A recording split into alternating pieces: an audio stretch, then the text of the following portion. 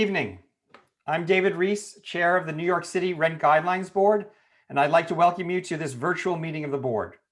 This is the fourth meeting in a series of public meetings and hearings to determine renewal lease adjustments for rent-stabilized housing units in New York City with leases commencing or being renewed on or after October 1, 2020 and on or before September 30th, 2021. I will now take roll call. Please respond if present. Christina DeRose. Present. Shayla Garcia. Present. Christian Gonzalez Rivera. Present. Leah Goodridge. Present. Cecilia Hossa. Present. Alex Schwartz. Present. Patty Stone. Patty, we don't hear you. Can you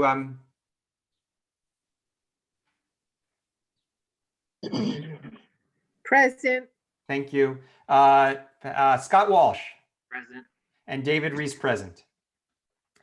The proposed rental adjustments voted at this meeting will be published in the city record and posted on our website, nyc.gov/RGB, and through the NYC rules website at http://rules.cityofnewyork.us. 2 virtual public hearings to comment on the proposed guidelines will be held on the following dates and times. Wednesday, public hearing, June 10th, 2020. Sorry, my text is out of whack. So this virtual public hearing, it's a virtual public hearing where the public can testify live. The public can also submit written, video, and voice comments prior to the hearing. This hearing is from 4 p.m. to 7 p.m. and the public can view this meeting via YouTube feed and listen via telephone. There is another public hearing on Thursday, June 11th, 2020, a public hearing. This is also a virtual public hearing where the public can testify live.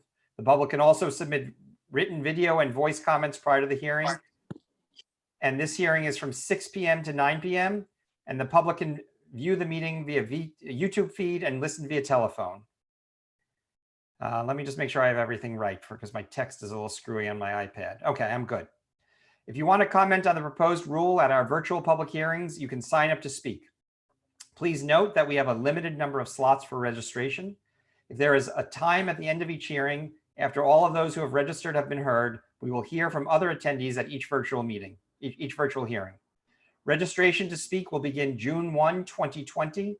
You can register online through our website, nyc.gov/RGB, by email at csuperville@nycrgb.org, or by calling 212-669-7480 from 9 a.m. till 5 p.m. Monday through Friday. In addition, you can submit written audio and video comments prior to the hearings for the board members' review starting next week. Instructions to submit these comments will be available on the board's website at nyc.gov/RGB, by email at ask@nycrgb.org, or by calling the RGB at 212-669-7480. Our next virtual meeting will be May 27, starting at 9:30 a.m. Information on how to attend this meeting will be posted on our website, nyc.gov/RGB, in our meeting section in the near future, and at the same time will be sent to those who are on our email list. If you are interested in receiving email updates about upcoming RGB meetings and hearings, please go to our homepage and click on RGB email updates under quick links. You may also call the board at 212-669-7480 or email the staff at ask@nycrgb.org for information on how to attend the May 27 virtual meeting. The final vote will take place on June 17th, starting at 7 p.m. So prior to taking any proposals from board members, I will first read into the record the proposed language for Hotel Order number 50 and Apartment and Loft Order number 52. And I warn you, they're a little bit long, so just bear with me. New York City Rent Guidelines Board proposed 2020 Hotel Order number 50. Proposed Order number 50, hotels, rooming houses, single room occupancy buildings, and lodging houses. Rent levels to be effective for leases commencing October 1, 2020 through September 30th, 2021. Notice is hereby given pursuant to the authority vested in the New York City Rent Guidelines Board by the Rent Stabilization Law of 1969 as amended, and the Emergency Tenant Protection Act of 1974 as amended, and is implemented by Resolution number 276 of 1974 of the New York City Council, in accordance with the requirements of Section 1043 of the New York City Charter, that the Rent Guidelines Board hereby proposes the following levels of fair rent increases over lawful rents charged and paid on September 30th, 2020. Applicability. This order shall apply to units in buildings subject to the hotel section of the Rent Stabilization Law, sections 26-504C and 26506 of the NYC Administrative Code, as amended, or the Emergency Tenant Protection Act of 1974, Law 1974, Chapter 576, Section 4, subsection 5A7. With respect to any tenant who has no lease or rental agreement, the level of rent increase established herein shall be effective as of 1 year from the date of the tenant's commencing occupancy, or as of 1 year from the date of the last rent adjustment charged to the tenant, or as of October 1st, 2020, whichever is later. This anniversary date will also serve as the effective date for all subsequent Rent Guidelines Board hotel orders, unless the board shall specifically provide otherwise in the order. Where a lease or rental agreement is in effect, this order shall govern the rent increases applicable on or after October 1st, 2020, upon expiration of such lease or rental agreement, but in no event prior to 1 year from the commencement date of the expiring lease, unless the parties have contracted to be bound by the effective date of this order. Proposed rent guidelines for hotels, rooming houses, single room occupancy buildings, and lodging houses. Pursuant to its mandate to promulgate rent adjustments for hotel units subject to the Rent Stabilization Law of 1969 as amended, Section 26510E of the NYC Administrative Code, the Rent Guidelines Board hereby proposes the following rent adjustments. The allowable level of rent adjustments over the lawful rent actually charged and paid on September 30th, 2020 shall be 1. Residential Class A apartment hotels, blank. 2. Lodging houses, blank. 3. Rooming houses, Class B buildings containing less than 30 units, blank. Class B hotels, blank. Single room occupancy buildings, multiple dwelling law, section 248, SROs, blank. New tenancies proposal. No vacancy allowance is permitted under this order. Therefore, the rents charged for tenancies commencing on or after October 1st, 2020, and on or before September 30th, 2021, may not exceed the levels over rental charges on September 30th, 2020. Additional charges. Proposal. It is expressly understood that the rents collectible under the terms of this order are intended to compensate in full for all services provided without extra charge on the statutory date for the particular hotel dwelling unit or at the commencement of the tenancy if subsequent thereto. No additional charges may be made to a tenant for such services. However, such charges may be called or identified. Statement of basis and purpose. The Rent Guidelines Board is authorized to promulgate rent guidelines governing hotel units subject to the Rent Stabilization Law of 1969 as amended and the Emergency Tenant Protection Act of 1974 as amended. The purpose of these guidelines is to implement the public policy set forth in Findings and Declaration of Emergency of the Rent Stabilization Law of 1969, Section 26-501 of the NYC Administrative Code, and in the legislative finding contained in the Emergency Tenant Protection Act of 1974, Laws 1974, Chapter 576, Section 4, subsection 2. And this is dated as of today's date, May 7th, 2020, signed by me, David Reese, Chair of the New York City Rent Guidelines Board. Now, for another very long order, let me read the Apartments and Lofts order. New York City Rent Guidelines Board proposed 2020 Apartment and Loft Order number 52. Proposed order number 52, Apartments and Lofts. Rent levels for leases commencing October 1, 2020 through September 30th, 2021. Notice is hereby given pursuant to the authority vested in the New York City Rent Guidelines Board by the Rent Stabilization Law of 1969 as amended and the Emergency Tenant Protection Act of 1974 as amended and is implemented by Resolution number 276 of 1974 of the New York City Council in accordance with the requirements of Section 1043 of the New York City Charter that the Rent Guidelines Board, the RGB, hereby proposes the following levels of fair rent increases over lawful rents charged and paid on September 30th, 2020. These rent adjustments will apply to rent-stabilized apartments with leases commencing on or after October 1, 2020 and through September 30th, 2021. Rent guidelines for loft units subject to Section 286, Subdivision 7 of the Multiple Dwelling Law are also included in this order. Proposed adjustments for leases, apartments. Together with such further adjustments as may be authorized by law, the annual adjustments for leases for apartments shall be for a 1-year lease commencing on or after October 1st, 2020, and on or before September 30th, 2021, blank. For a 2-year lease commencing on or after October 1st, 2020, and on or before September 30th, 2021, blank. These adjustments shall also apply to dwelling units in a structure subject to the partial tax exemption program under Section 421A of the Real Property Tax Law, or in a structure subject to Section 423 of the Real Property Tax Law as a redevelopment project. Proposed adjustments for lofts, units in the category of buildings covered by Article 7C of the Multiple Dwelling Law. The Rent Guidelines Board proposes the following levels of rent increase above the base rent as defined in Section 286, subsection 4 of the Multiple Dwellings Law for units to which these guidelines are applicable in accordance with Article 7C of the Multiple Dwellings Law. For 1-year increase periods commencing on or after October 1st, 2020, and on or before September 30th, 2021, blank. For 2-year increase periods commencing on or after October 1st, 2020, and on or before September 30th, 2021, blank. Fractional terms, proposal. For the purposes of these guidelines, any lease or tenancy for a period up to and including 1 year shall be deemed a 1-year lease or tenancy, and any lease or tenancy for a period of over 1 year and up to and including 2 years shall be deemed a 2-year lease or tenancy. Escalator clauses, proposal.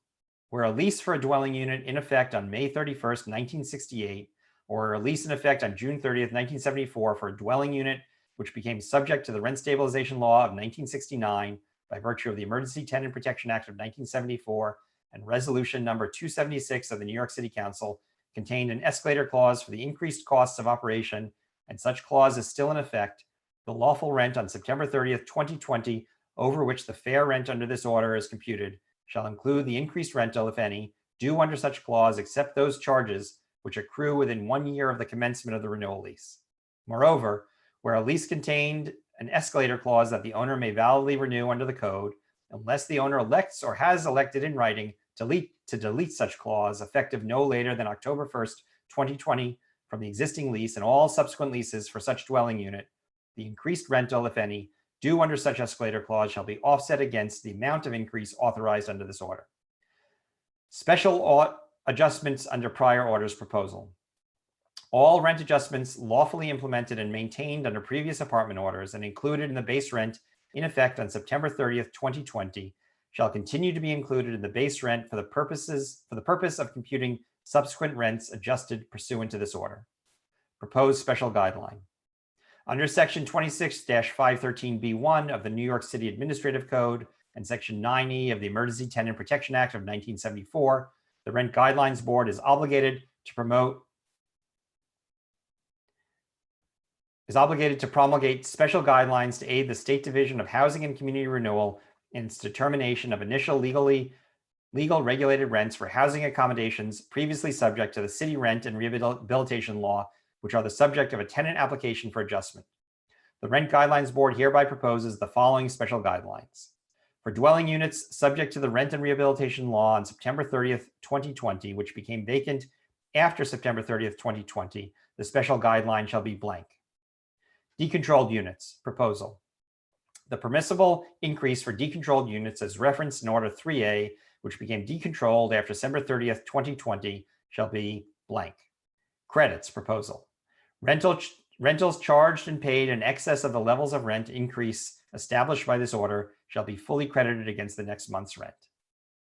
Statement of basis and purpose. The Rent Guidelines Board is authorized to promulgate rent guidelines governing apartment units subject to the Rent Stabilization Law of 1969 as amended and the Emergency Tenant Protection Act of 1974 as amended.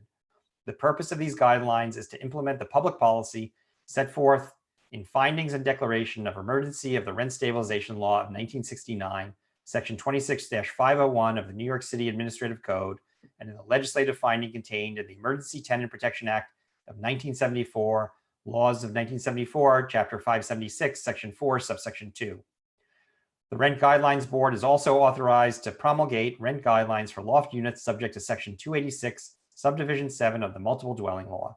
The purpose of the loft guidelines is to implement the public policy set forth in the legislative findings of Article 7C of the Multiple Dwelling Law, Section 280.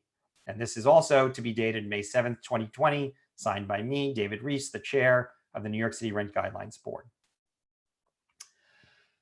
Let me take one breath. Okay. It has become an RGB tradition to allow tenant and owner members to make proposals first before we take motions from the public members. Last year, owner members presented their proposal first, so this year we will hear from the tenant members first. As per our agenda, the board will be considering proposals for Hotel Order 50 first. We will be taking proposals for Hotel Order number 50 first. Do I hear a motion? Yes. Good evening. I'll make the motion for rent stabilized hotel units.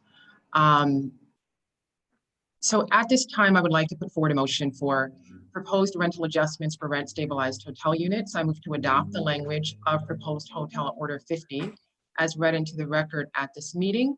And I move to adopt the following proposed rental adjustments for rent stabilized hotels. For residential Class A apartment hotels, 0, lodging houses, 0, rooming houses, Class B buildings containing less than 30 units, 0, Class B hotels, 0, single room occupancy buildings, that's MDL Section 248 SROs, 0. And I just want to note that there should be no vacancy allowance that is permitted under this order. Therefore, the rents charged for the tenancies commencing on or after October 1st and on or before September 30th, 2021 may not exceed the levels over rentals charged on September 30th, 2020 permitted under the applicable rent adjustment provided above.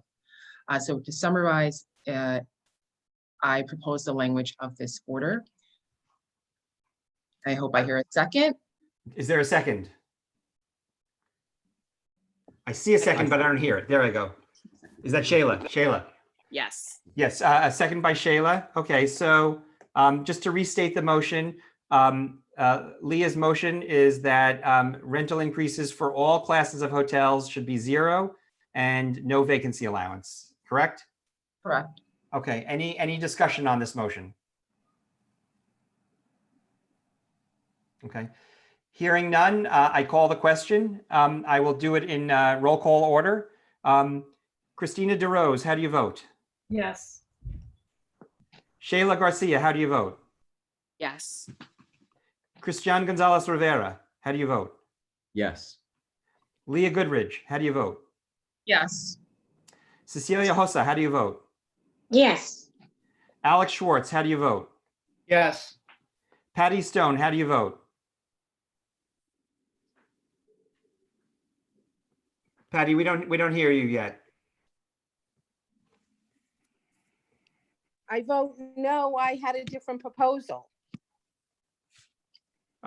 Okay, so the way that this should work is if this motion passes, then there will be no more proposals. If this motion fails, then we'll go to other proposals. Okay, I vote no. Okay. Scott Walsh? No. David Reese? Yes. Okay, so the vote is 7-2. The motion passes. Okay, so let me move on. Okay, we will now consider motions for apartment and loft order number 52. Tenant motions will get the first opportunity for motion, followed by the owner members. Do I hear a motion from the tenant members?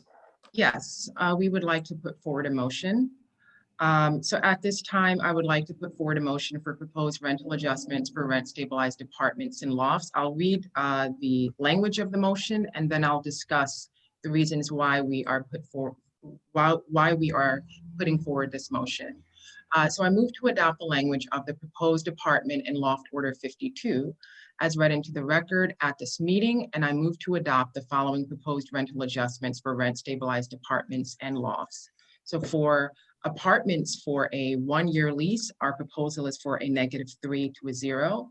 For a 2-year lease, our proposal is for a -2 to a 0. And for lofts for a 1-year increase period, our proposal is for a -3 to a 0. And for 2-year increase For the 2-year increase period, our proposal is for a -2 to a 0. And for the special guideline, it is also 0% above the maximum base rent. And so to summarize, in accordance with my motion, you would be voting on the adjustments. And again, it is not for vacancy allowances or bonuses. Thank you. Do I hear a second for the motion? Second. Second from Shayla. Okay. I also wanted to talk about the reasons why, if that's okay. Yes, of course. So we are currently now almost at 7:24 p.m. and we're just a little bit past 7 p.m. and we just clapped for essential workers, and I wanted to tell you all about one of the essential workers that I spoke with earlier today, who is a rent stabilized tenant. His name is Mr. Masoom, and he lives in a $400 1-bedroom apartment, rent stabilized apartment with his wife and their 4 children. He's a cab driver, and when all of this happened, he thought to himself, he's very eager to go back to work and to pay expenses, mainly his rent. But then something very unexpected happened. His 7-year-old daughter became infected with COVID-19, and she spent 2 weeks in the hospital. That was hard for him. And they had a family discussion at the dinner table about what to do now. What should we do as a family? Some of the questions that they asked each other, he and his wife, and included with some of their children, were, is our daughter going to live? Is she going to make it? What shall we do as a family to protect our health? Shall he continue to work? Shall his wife work? And also, was it worth it to risk himself as a cab driver, having exposure to different New Yorkers really each hour? And as they were having those conversations, it just became very clear that they would be able to afford their rent at this period with the money coming in. But what would make it insurmountable and very difficult is if their rent were to go up. They felt very fortunate. They've been living in this apartment for the last 5 years. And so those are the conversations that they had at their dinner table. And now I want to point to another conversation that another New Yorker is having at a different dinner table. And that is a conversation that looks like, I have a business venture. I made X amount of money last year from this real estate venture, and I would like to make as much money as I possibly can this year. Despite the crisis, this is a business, and I would like a profit. Those are 2 very different families, 2 very different New Yorkers, 2 same coronavirus, but 2 realities, 2 very different struggles. And I think that some of the conversations that we've had here throughout the board really highlight that. And that's why I'm putting forth a range from a rollback to a freeze. Because at the end of the day, some of the things that we are weighing and that different New Yorkers are weighing, one is between a raise, because that's what we're talking about when we're talking about how much money that landlords are bringing in. And we're talking about survival. So Mr. Masoom's family is keeping New York together, and his family is just trying to survive. And yet we are faced with another reality about business ventures. Now, I want to talk a little bit about the data. We heard from the staff and we read all of the reports. And one of the sticking points that we talk about every year is the net operating income. And something that we discussed this year, and this was obviously the reports were before the coronavirus pandemic, is we discussed that the net operating income, as I think the landlord reps highlighted, took a slight dip this year. And I want to emphasize that for nearly 15 years, the net operating income was a steady amount. And that includes during the Great Recession of 2008. And so if we are talking about just a slight dip, we are not talking about, again, people going underwater. We are talking about a slight dip in most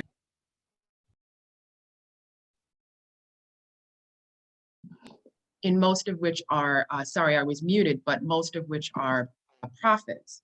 So, you know, I will sum up by saying that we need to think about protecting New Yorkers who have helped to build this city. We have had a lot of conversations, and some of which we have heard about the narrative of, for example, the small landlord, the small struggling landlord. And while that may be true, and that is a reality, certainly for some, if we look at the data that we have seen is there are applications that landlords can apply for hardship if they are truly struggling. And from the last data that we had, fewer than 5, and I believe 0, applied for this hardship application. We have heard from small landlords who are paying almost $1 million in taxes, which means that they are making upwards of 3-4 million.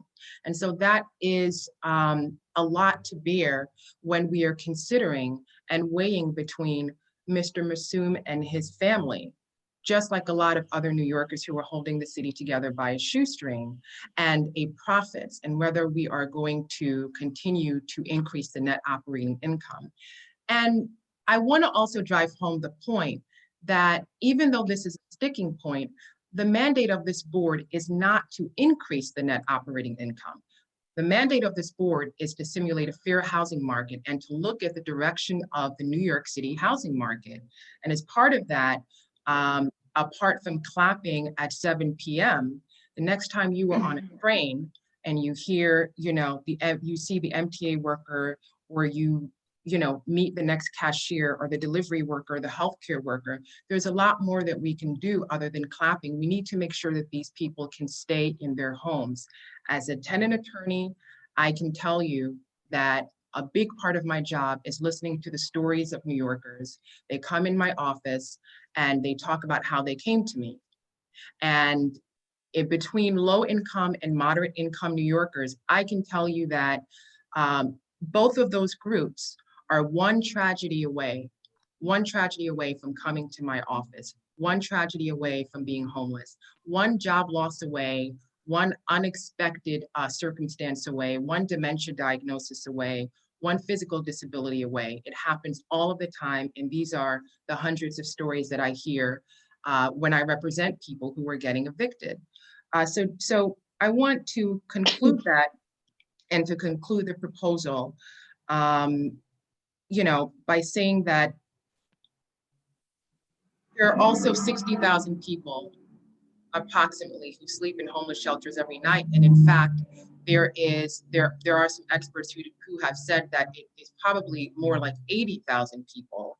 And so a rent rollback, when we consider all of that, when we consider the data, when we consider who is really struggling, who's applying for a hardship increase, if the reality is sitting at a dinner table and contributing to the greatness of this city, whereas another New Yorker is considering the profits. And this is a rent-regulated building. This is not the private market. And so this isn't about taking people's money away from the other. This is a rent-regulated venture, which people signed up for. And so all of that to say, this is a very moderate approach. If this board wanted to, we could make a decision on a 100% rent rollback, but and that would have effectively canceled rent. So that makes this decision incredibly moderate. It is not as radical of a board that we could do. And we are then asking, reasonably so, for a -3 to a 0%, which is very doable and very logical given all of the data that we have. Leah, I was remiss in not restating your motion, so I'm just going to repeat it to make sure everyone got it, okay? And then we'll go to continue conversation on this. So Leah's motion for apartments and lofts, seconded by Shayla, was apartments 1 year range of -3 to 0, 2 year range of -2 to 0. For lofts, a 1 year range of -3 to 0, a 2 year range of -2 to 0, and a special guideline 0% above base rent. Is that correct? Yes. Okay, so I think I see Shayla's hand. Is that right, Shayla? No, it's not. Is there discussion on the motion?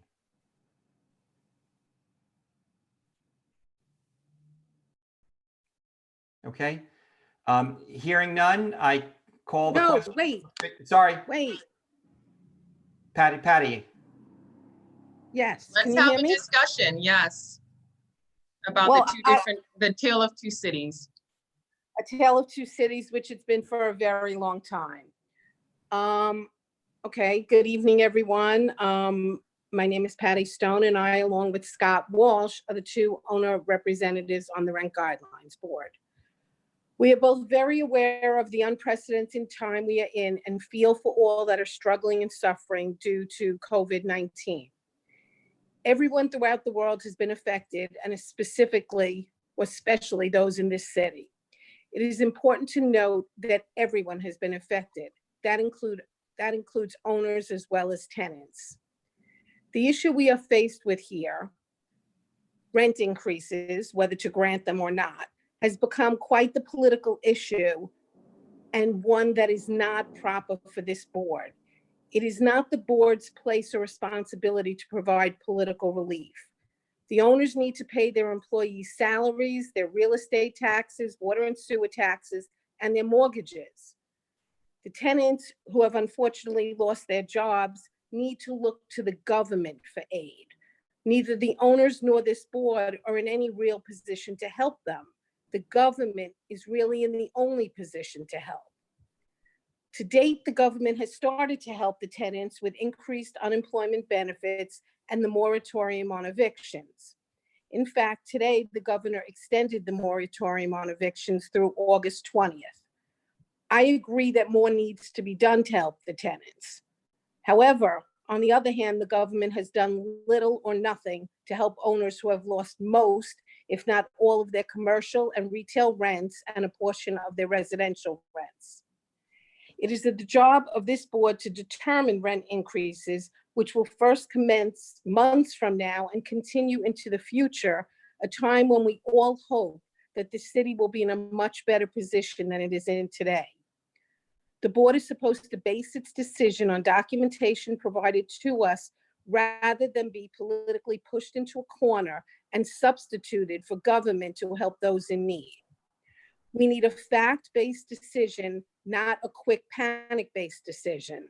Panic-based decisions do not bode well for the future. Although the mayor has been advertising and strongly pushing for a rent freeze, the data simply does not support such a decision. We have heard that needs need to be balanced. Who is balancing the needs of owners, especially owners of small buildings? Economics is simple. Rents need to increase so that owners can afford their increased expenses and buildings can be properly run. Taxes keep increasing, but have we yet to hear the mayor say that he will be reducing water and sewer or real estate taxes or even delaying due dates on those expenses? If owners cannot afford to properly maintain their buildings and to be able to pay their expenses, then the future is very bleak. The facts we have been provided with clearly establish that owners are entitled to increase rents. These facts include operating costs that have increased, net operating income has decreased, owners' revenue stream has been decimated by the new rent laws, which among other things repealed luxury deregulation, abolished statutory vacancy increases and longevity bonuses, and drastically slashed and capped the amount of increases owners are permitted to charge tenants for individual apartment improvements, reduced increases owners are entitled to collect for major capital improvements, and prohibited owners from increasing preferential rents by more than a guideline increase. And the allergen law and greenhouse gas emissions requirements costs continue to further burden owners.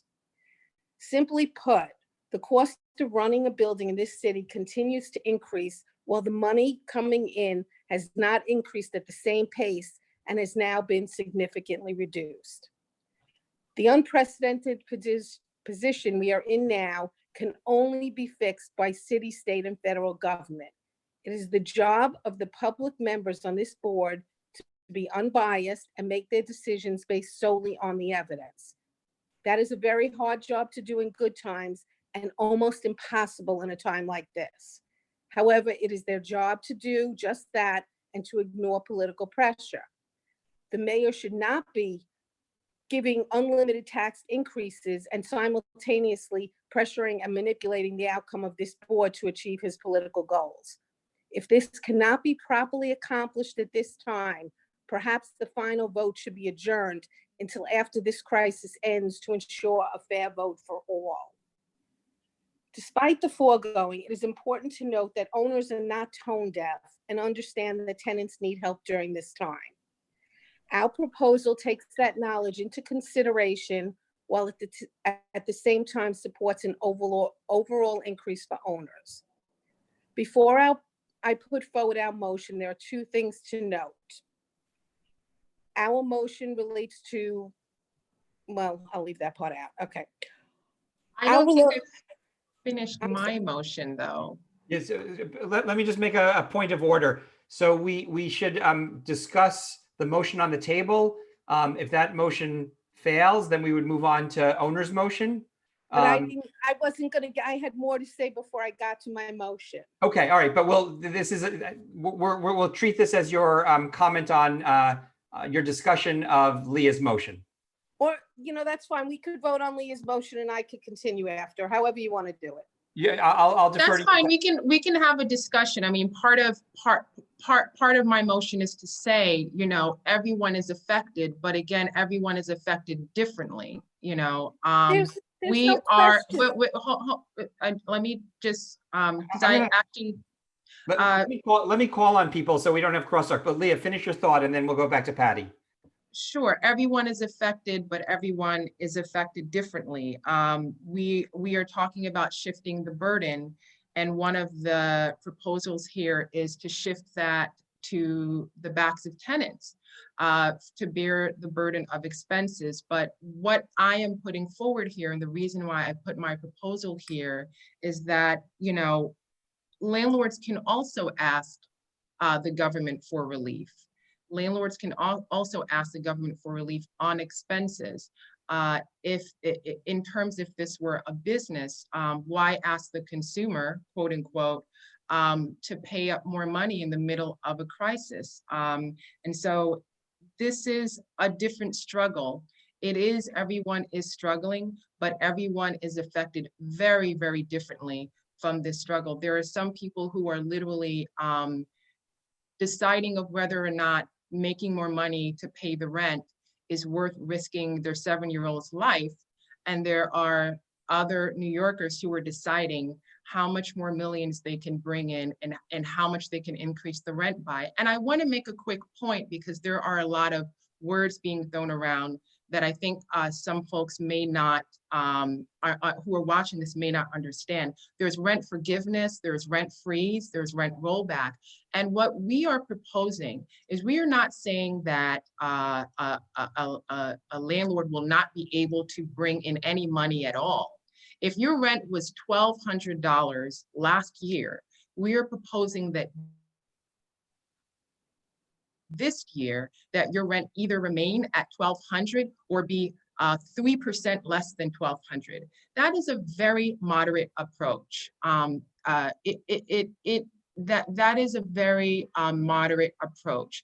And so that is like any other business. A lot of businesses are going under, and people are not even able to bring in business. People are not able to have consumers. And here with real estate ventures, people have tenants. And we are not saying that you can't bring in any money.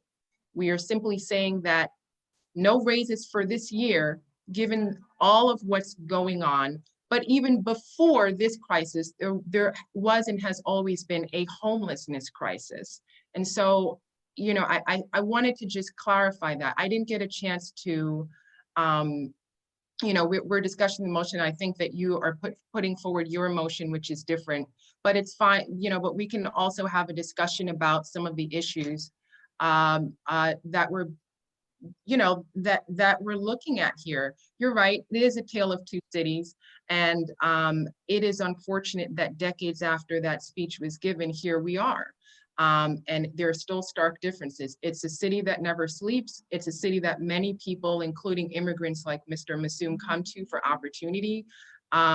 And it's also a place where when tragedy like this strikes, there are two very different realities, and those realities become a stark difference along racial, class lines, socioeconomic, and we're seeing that play out.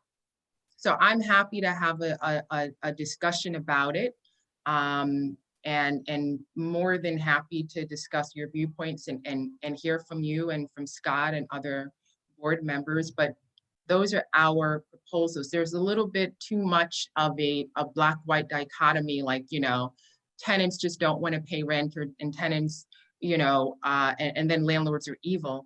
And I want to pinpoint, and you mentioned that this in your speech, that we don't have a belief of everything that is black and white, but having worked with tenants and representing them for almost a decade, I am speaking from experience, having been born in this city and seeing the change. I am speaking as a New Yorker, and just being, you know, anxious and hearing people be anxious and seeing all of the people who are helping the city run by a shoestring, the delivery workers, the cashier workers, the MTA workers, the teachers, who maybe never get their due, but are now getting their due. What I'm saying is we need to do something other than clapping at 7 p.m. every night. So let's have a conversation about it. I'm more than happy. Let me turn it back to Patty. Do you want to have anything to add, Patty? Yes, I do. Can you hear me? Yes. Okay. I am not heartless, and I am very sympathetic to the story you told. No one should ever have to decide whether to be at the hospital with their sick child or go to work. It's always be at the hospital with your sick child. That's always the priority. However, having a story told and having it pull at everyone's heartstrings is not the point of this board. Other than this crisis, which happened in March, based on the rest of the year, owners are entitled to an increase in rents. And that's why I said that at this point, other than having sympathy make the decision or a panic-stricken decision being made, I think that the decision shouldn't be made at this point, and that the government should absolutely forbid a final vote on this, because the mayor is just using this to further his political agenda in any event, but that's not fair to any side, because the city needs to work and run properly and be successful, and tenants should get their jobs back, and everyone should be able to work and pay rent. Now, the issue of the homeless is not an issue for this board. While very sad that there's so many homeless in the city, that's not something that we're here to decide on rent stabilization increases. And I know your response is going to be, well, if the rents don't go up as high, the homeless are going to have apartments. That's not really the case. The homeless need to get jobs. Many of them need to get jobs first before they get apartments, and they can qualify for affordable housing. Unfortunately, there are many homeless people that have other issues. That's not really a discussion for this board. Again, I'm going to go back to that. This should not be made into a political fight. It should not be made into a black and white issue. It should be made into we're here to do a job, and that's what we're supposed to be doing. And if we can't do it at this particular time and we can't do it properly, then it should be put off, because to hold up owners for 2-year increases, you know, at a negative number or at a flat number is not fair, when in 6 to 9 months, hopefully this, you know, I don't know exactly when things are going to finish up and when this is going to be over. And then I assume it will take a couple of months thereafter, you know, to get back to, you know, things being open and people getting their jobs. But you can't say that 2 years from now, owners should still be at a flat number. That's not fair. And if that's the argument, then this final vote must be put off. That's what I have to say. Any more discussion on the motion? I mean, I think I would be remiss if I didn't respond to some of the points made. And so I think that this isn't a charity plead. I want to make that short and clear. These stories are not being highlighted for that effort. They're being highlighted because it's a reality that many New Yorkers are facing and that we see it in countless numbers. This isn't like oh, we got an idea to pop in our heads to use these folks. These are the hearings. These are the stories we hear at hearings. These are the stories that, you know, New Yorkers who are working, supporting tenants from preventing evictions, to learn about their rights, are hearing constantly. And so I want to make sure that that's heard, because I think that the previous comments are an example of how disconnected the tale of two cities are. Because when you talk about people being able to continue to have a margin of profit that makes them feel good or keeps up with their expectation, that is very essential different than someone who needs to eat. And I think that our mandate as a board is not to guarantee profits, it's to stimulate some kind of fair market. And so that means that when the situation in the city is bad, we as a board need to be responsive, because we're supposed to be balanced. And in other places in the country, tenants are able to haggle, they're able to negotiate with their owners, they're able to actually get rents that are a lot lower than New York City as a result. And we don't have that in New York City. That's why rent stabilization literally exists. It was because there was abuse, rampant abuse. I think that, you know, we can talk about whether this is political, but, you know, we talk numbers. We had experts speak on Tuesday, data after data points about what we're seeing in the city, what we're seeing across the country, not only because of this pandemic, but because before this, there was rampant racism along housing lines. There was rampant racism around jobs and everything tenants face in the city. So I don't want to like pretend that this is a bubble of COVID. This is a conversation we continue to have. This is a conversation we've had for years on this board, and being here for 6 years consistently on this board and hearing the same statements made, you know, as you can rightly see, drives me a little nuts, because we're not making decisions on our people's heartstrings. We're actually basing it on facts. And we showed those numbers on Tuesday. And so I'm not going to say them, but I think that like assuming that things will be okay and better for most people who are paychecks away from losing their homes before COVID, I think it's unrealistic. And I think as a board, we need to act better. We need to do better. And we need to be an example for the country, that we will look at facts. We will look at data. We won't do what the president does and make up things. We will actually look at the data that comes out of homeless numbers, of people who are asking for food, getting food deliveries, and are losing their jobs right now. We don't have to look at anything else. Yes, landlords for the 15th year, maybe they're not making as much money as they were making before. And that's okay, because it is a business. And if people don't like the thing you're shopping and can't afford it, guess what? You will see prices reduced, just like when you get a sale at a store. We don't see that in the housing stock in New York. And I think that there are a lot of, you know, New Yorkers in this city who fought so hard to take back some control of their housing through the rent laws. And I think it belittles all of the thousands of New Yorkers who busted their butts to go up to Albany, spending 12 hours on buses and getting picked up, to say that the things that they won are ignoring landlords' plight. Landlords were getting rent, you know, MCIs and IAIs and fees for decades. Now we're seeing a balances of scales, and now we're calling, you know, wrong. This isn't okay. I think we as a board actually are doing the right thing, having honest discussions. We're actually talking about what the real numbers should look like, and having a discussion on, you know, what is actually happening on the other side, and not just focusing on making sure tenants get a rental increase. And so I am gonna For a second, you were clapping, Patty. No, I'm trying to I remain can calm. wholeheartedly I was like, I'm clapping too. I'm going to wholeheartedly support not only the promotion that Leah's making, but because it is the starting point, and that I actually believe that many of the New Yorkers that you'll hear from are going to be pushing for a rent rollback, not only because they need it, but because the data actually supports it and has been supporting it for years. Okay, may I respond to that? Patty, before you do, let me see if anyone who hasn't responded wants to get in, and if not, I'll return to you. Okay, great. Okay, Patty, I think you have the floor. Thank you. Okay, this is not about profits at this point.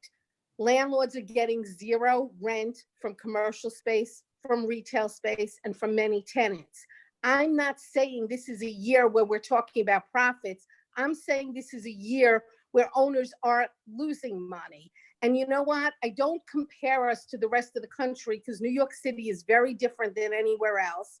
And the rents and who decides the rents in the other states, it's not relevant here.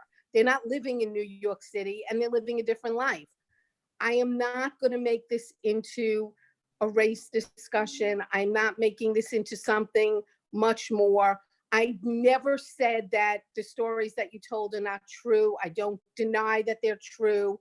I'm just saying that there aren't owners sitting around their dinner tables saying, oh, I want to make the same profit I made last year. There are owners sitting around the dinner table saying, oh my God, my real estate taxes are due July 1st, and how am I going to make ends meet?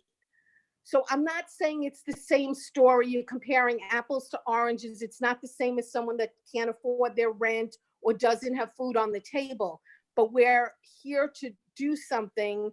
And I don't agree with you that the data supports the rollback at all, because it doesn't. It simply doesn't.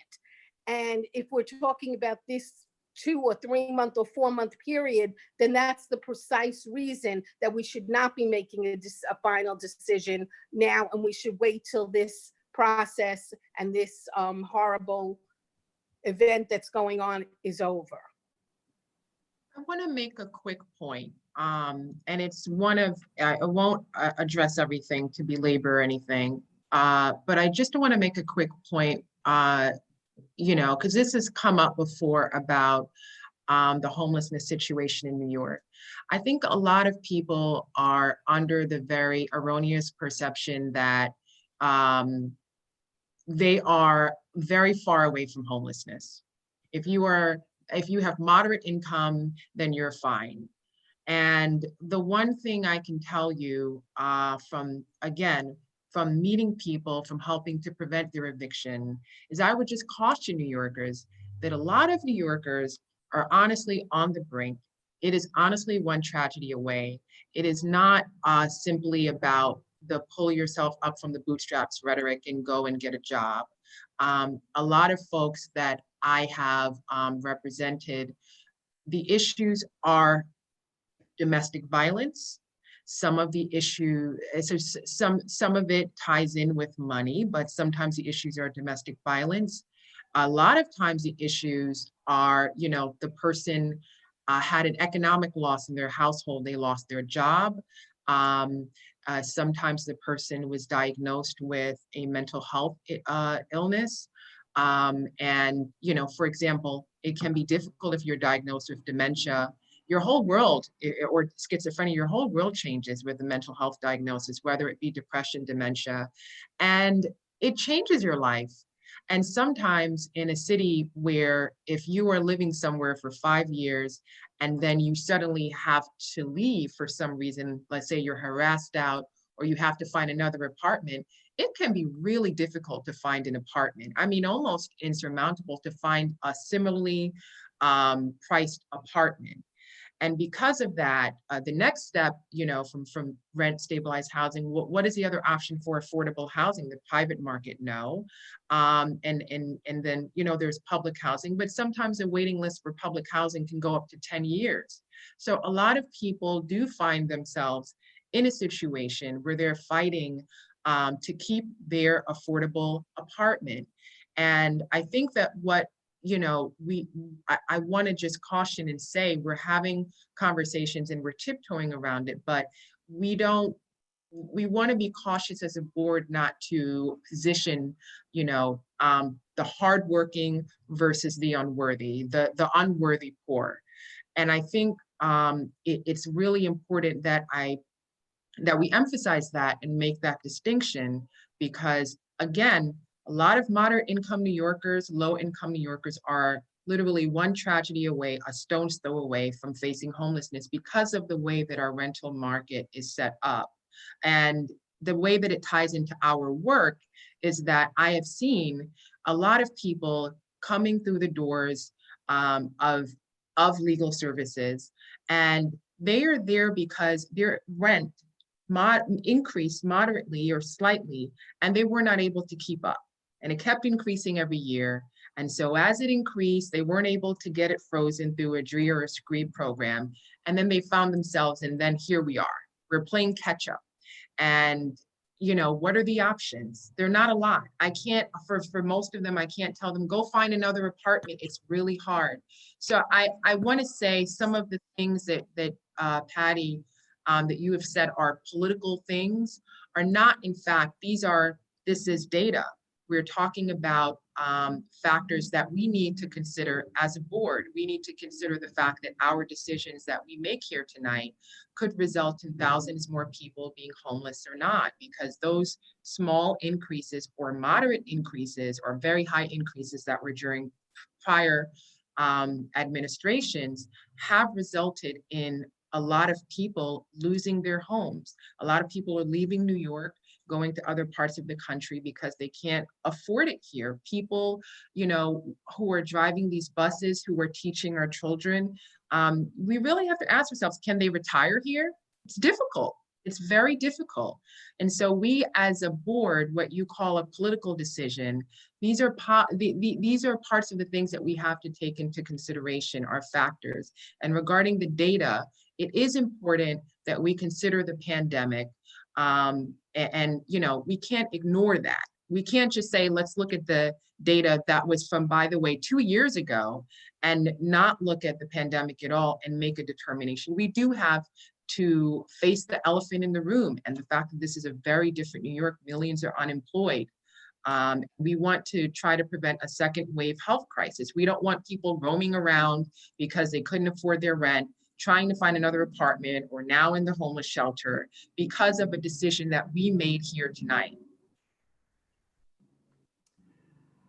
Okay. If any other public members would like to weigh in, I'm always happy, and happy also to have a discussion with Patty, Scott, or whoever. But I do think that it's a very important issue that we flesh out, because we're talking about a city of 8 million, 1 million rental units.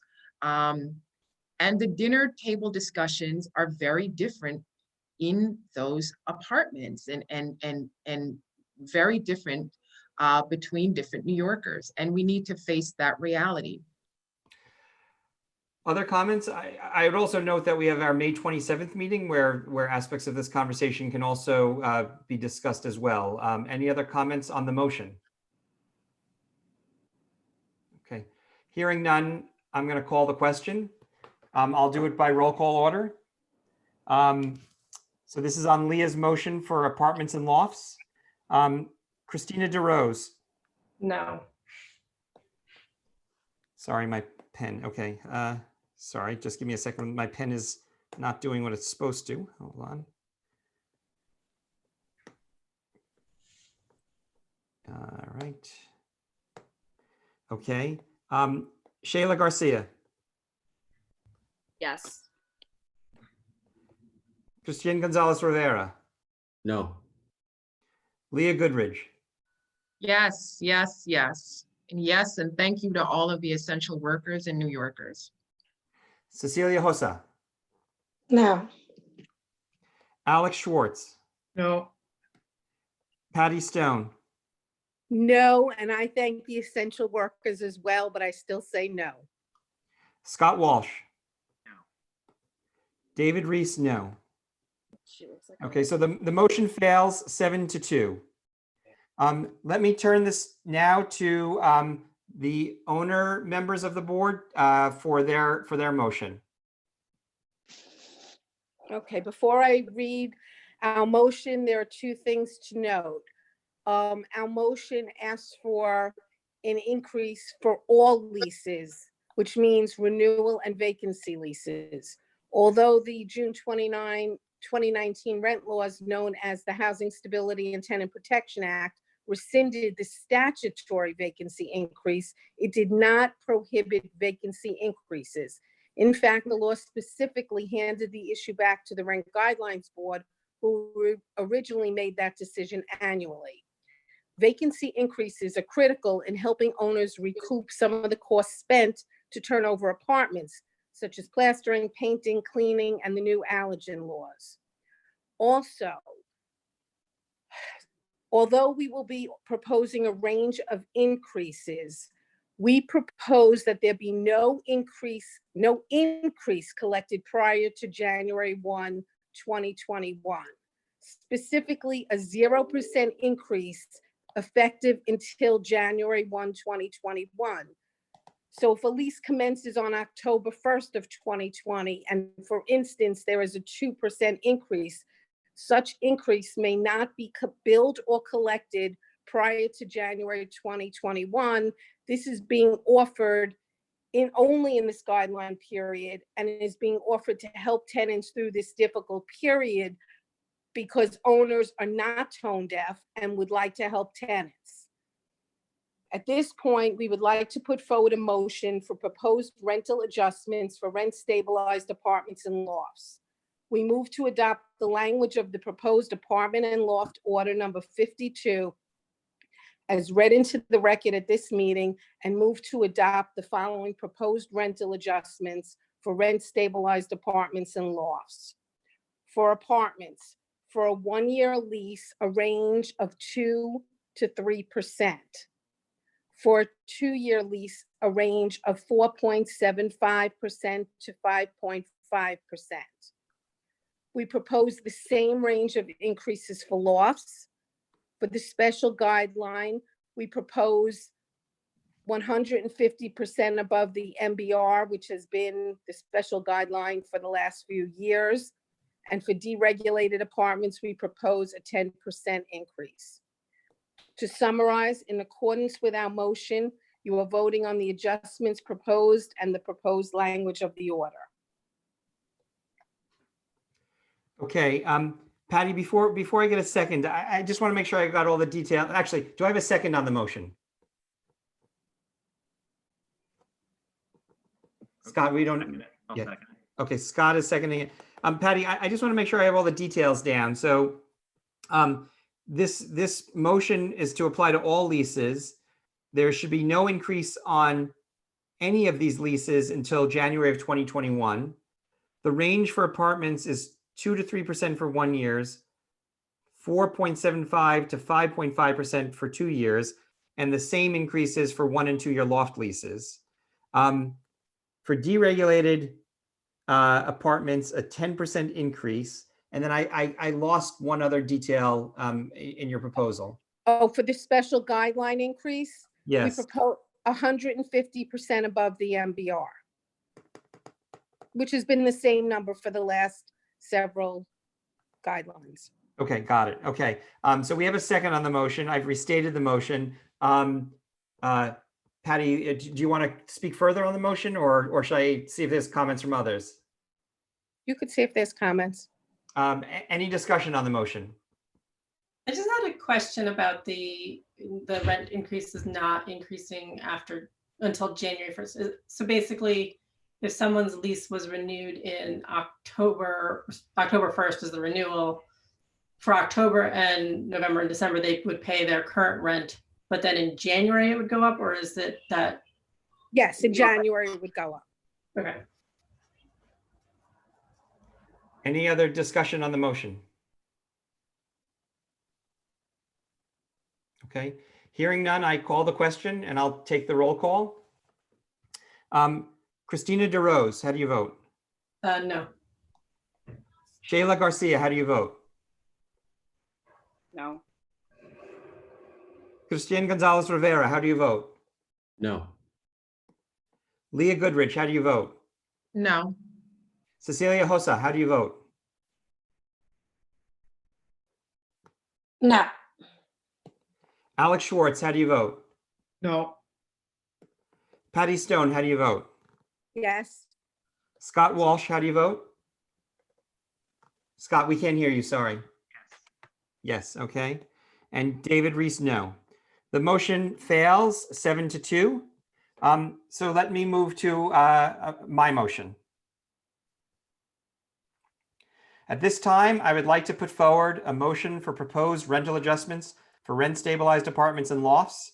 Before I do so, I just wanted to remind the members of the board and the public that these are preliminary guideline adjustments. I encourage the public to join in our annual process of public comment, and I look forward to reading and listening to your comments. I move to adopt the language of the proposed apartment and loft order number 52 as read into the record at this meeting, and I move to adopt the following proposed rental adjustments for rent stabilized apartments and lofts. For apartments, 1-year lease, 0%.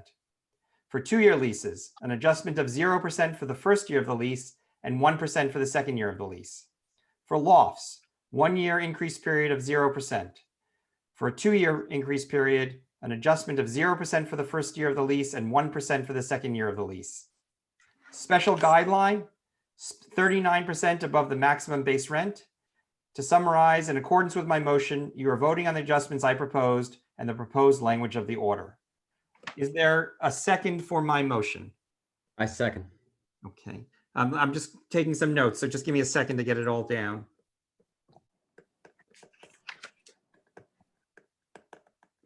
Okay, so there's a second. Just to reiterate, it's for 1-year leases, 0%. For 2-year leases, 0% in the first year of the lease and 1% for the second year of the lease. 39% above the maximum base rent for the special guideline. Any discussion on the motion?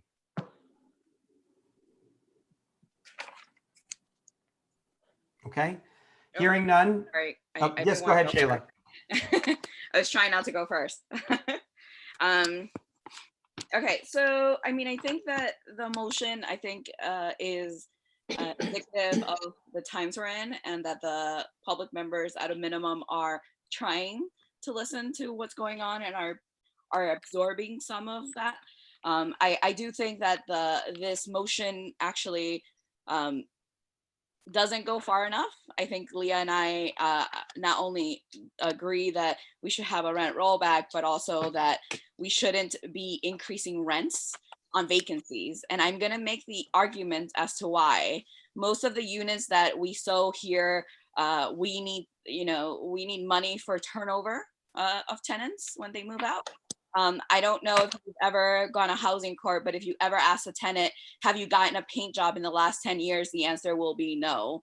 Have you, when you moved into your apartment, was it in good standing? Did it have a paint job? Did the floors get polished? Did you have appliances at work? The answer is most likely no.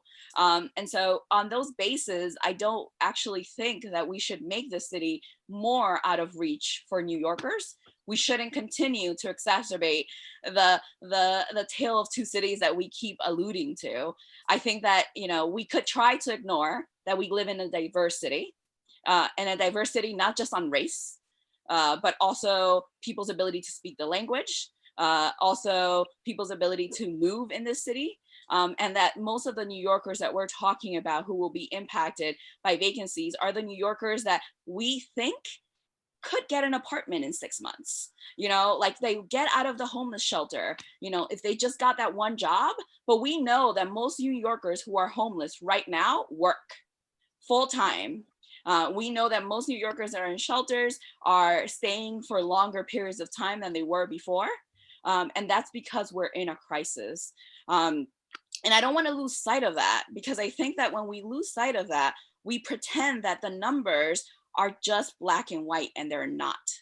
There's so much gray. 1% might seem like nothing to many of us who are on this call, and many of the folks who work with tenants, that they'll be okay if they had a 1% increase. But we are talking about New Yorkers who we heard from on Tuesday, and we are going to continue to hear from as we move forward, who are actually struggling and can't afford a 1% increase, and they will not be able to move into that new unit with a 1% increase because they could barely afford where they were leaving and where they were evicted from.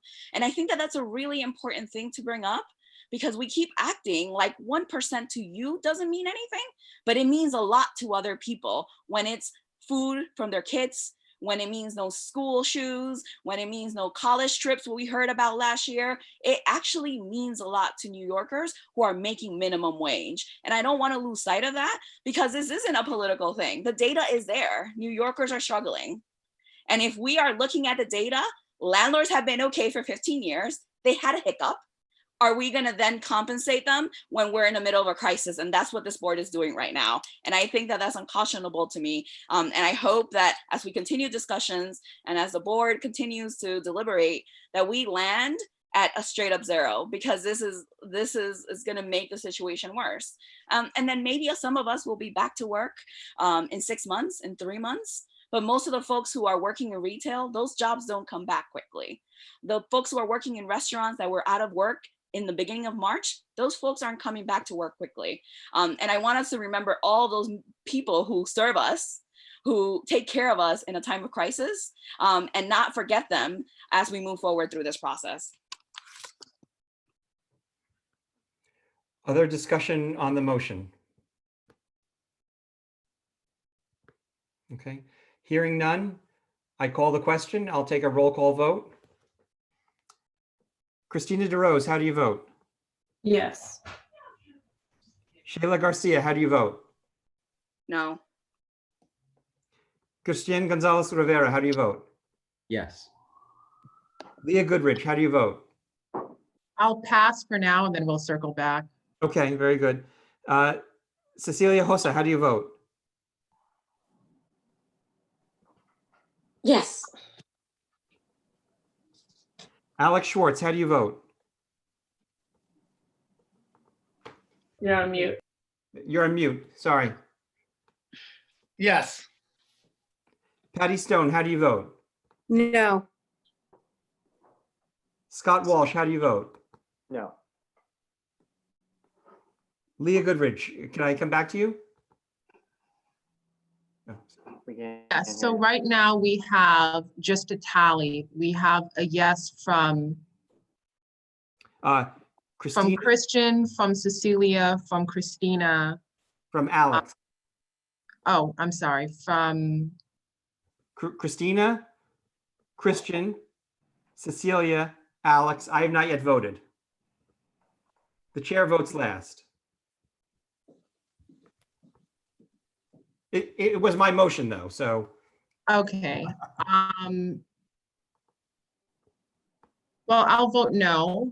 I will say that my misgiving, I think that the motion on a whole would be a great and a big win to the larger extent for tenants, specifically the part with the freeze, and also for the second year with the freeze of the first year and the 1%.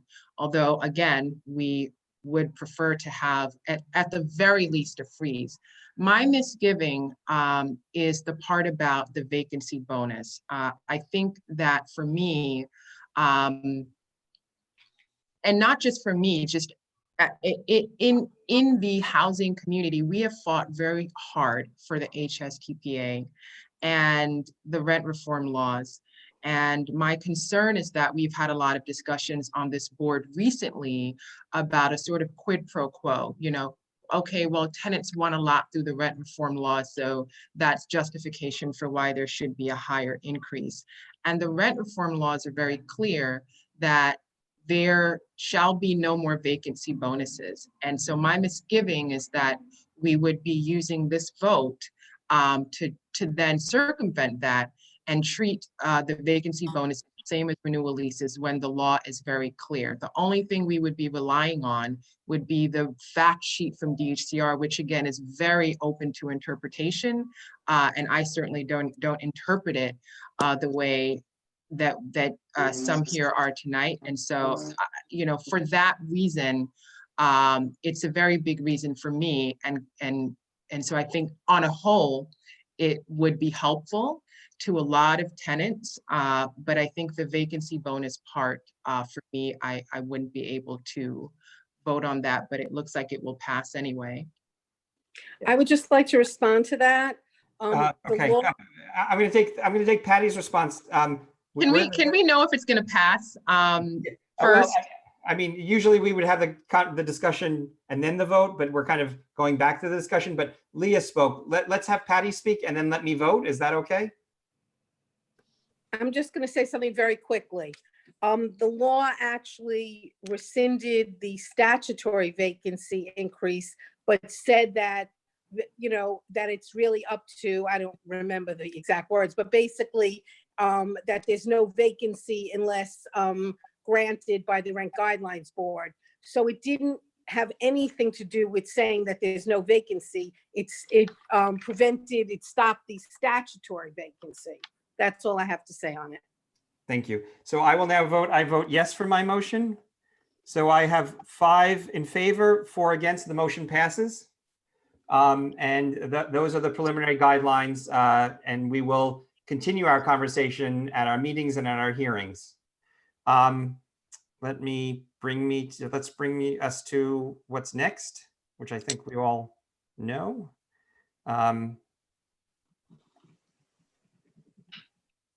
Just bear with me for a second. I'm catching up.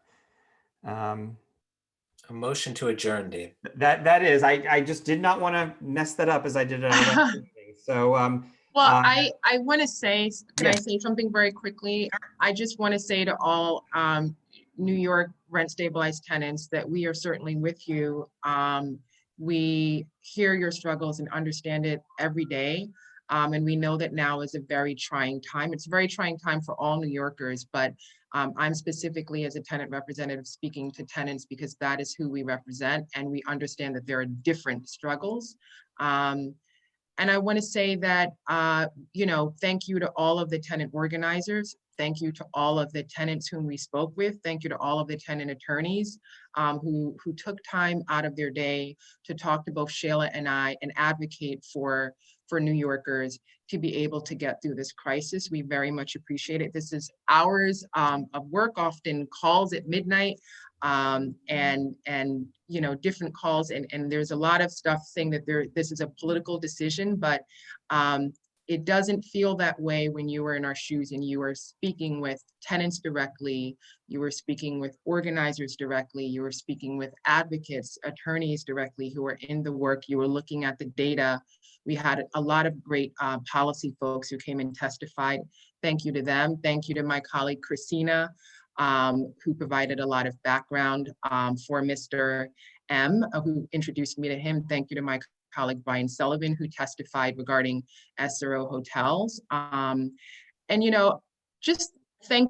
want to say thank you to all of the New Yorkers who contributed to all of the work that we've done on behalf of tenants, because we are seeing now the divide in moving forward as a city. And I think that they're just very different, stark realities, and clearly they're passionate people from different angles. And I want to just thank all of the people who've been a part of helping us advocate for tenants. So thank you.